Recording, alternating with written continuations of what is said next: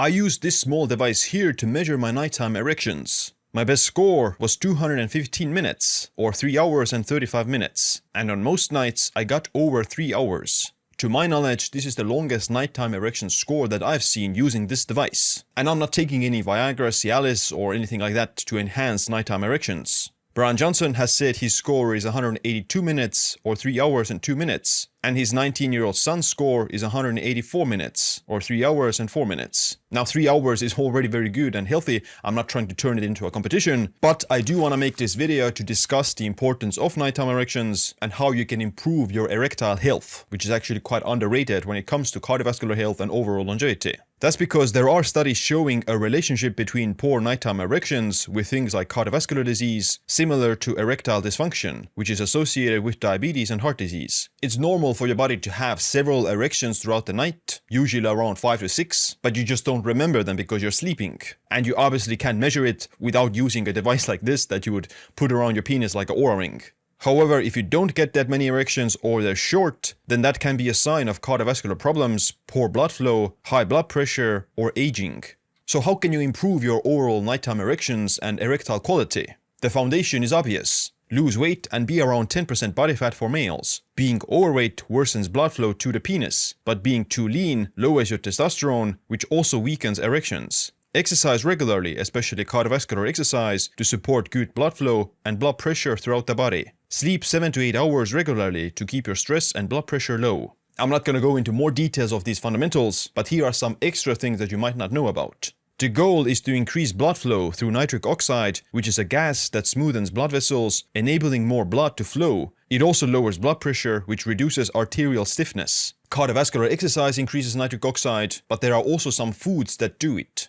Beets and beetroot juice contain a lot of nitrates that have been seen to increase VO2 max and blood flow through nitric oxide. I don't drink beetroot juice regularly, but I do eat beetroot almost every day, as just steamed beetroot, cooked in the oven, or as vinaigrette. Watermelon and other citrus fruits contain citrulline that also increases nitric oxide production in the body. I do eat watermelon and other citrus fruits quite regularly. You could also supplement citrulline directly for better workout performance. Other foods that contain nitrates and help with nitric oxide production include dark chocolate and raw cacao, pomegranate, garlic, cucumber, squash, and leafy greens. Another cool and important way to make nitric oxide is to expose your body to sunlight. UV radiation from the sun produces vitamin D in the skin, but it also increases nitric oxide production. This makes moderate sun exposure vital to cardiovascular and erectile health. Now let's talk about Viagra. Viagra and Cialis work through inhibiting an enzyme called PDE5, which then results in greater blood flow. Viagra and Cialis also lower blood pressure, which reduces cardiovascular disease risk. Now, I don't take Viagra or Cialis or any other PDE5 inhibitors, and I'm not doing any other erection-enhancing methods. Brian Johnson, however, does appear to take Cialis. I also started taking tadalafil. He also said he did shockwave therapy and injected Botox into his penis to anti-age his Johnson. Now, I don't have anything against that. I do think that it probably works, and if you're an older person, then it certainly will improve your erection quality. When it comes to Viagra and Cialis, then I personally actually have seen studies that make me believe that actually Viagra is somewhat of a longevity drug.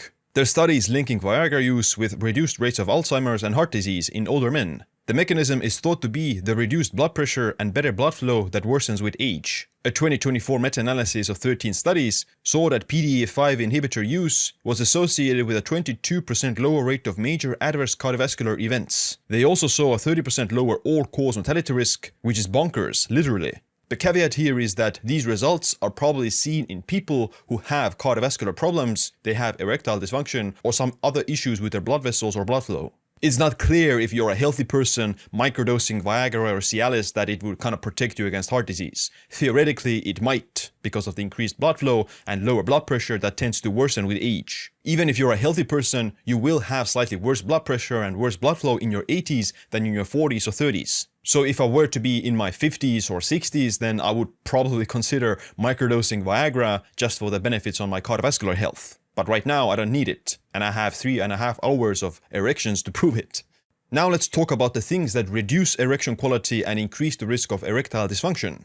Diabetes and high blood pressure are what damage your blood vessels, resulting in more plaque accumulation in the arteries and penis, which worsens erection quality and duration. Obesity increases the risk of erectile dysfunction because of poor blood flow and higher blood pressure. Sleep apnea increases your risk of heart disease, obesity, and diabetes, but it also lowers nitric oxide production in your sleep, because your body makes nitric oxide during breathing through the nose. If you're slightly overweight, you have a thick neck even from weightlifting, or you're snoring throughout the night, then chances are you'll have less nighttime erections because of the poor blood flow and lack of oxygen. Artificial blue light at night worsens sleep quality, lowers testosterone, and can impair erection quality. On the other hand, red light supports blood flow and vasodilation. There are even red light therapy devices for your testicles that you can put into your underpants. There are mouse studies showing that red light on the penis improves erections, but there are no human trials as of now. Let me give you an overview of what I do to improve my cardiovascular and erectile health. I exercise regularly and I don't skip cardio. I do at least 2 hours of cardiovascular exercise per week, in zone 2, which is the aerobic zone. I stay around 10% body fat year round. If it's less than 10%, then you tend to see a decrease in testosterone, which would mean less erections. If you're above 12 to 13% body fat, then that also tends to lower erections in my opinion, because of the lack of blood flow and obesity. I eat plenty of dietary nitrates from beetroot and other vegetables. My diet also includes fruit like watermelon and oranges for the citrulline. I do red light therapy every day, but I don't do it on my testicles or penis, just the face and the neck. I take the sauna almost every day, whether that be with the infrared sauna blanket or regular sauna. It's one of the best things for supporting blood flow and improving cardiovascular health. There are a lot of studies showing that sauna use reduces heart disease and hypertension risk. One of the mechanisms is through increased blood flow. And I have a beautiful wife, which I think definitely contributes to my 3.5-hour nighttime erections. Sleep is one of the most important factors to your overall health. Getting good sleep means you'll have better erections. You'll also have better blood markers, you'll recover faster, and you'll look better. Check out my video on how I increased my sleep score from 75 to 100 next.